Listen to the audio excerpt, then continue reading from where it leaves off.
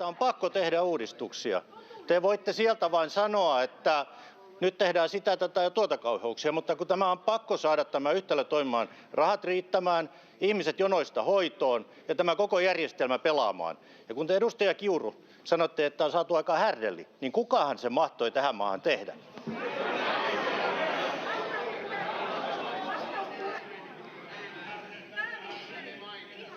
Kiitoksia. Edustaja Mattila, olkaa hyvä. Arvoisa puhemies. Edustaja Kiuru, puheenvuoro on tällä hetkellä edustaja Mattilalla. Kiitoksia, puhemies. Keskusta on esittänyt vaihtoehtoja hallituksen linjalle, jossa hyvinvointialueet joutuvat tekemään pakkosäästöjä, eikä niille anneta edes mahdollisuutta onnistua tehtävässään. Toistaiseksi niihin ei ole tartuttu, vaan vastaukseksi kuullaan kerta toisensa perään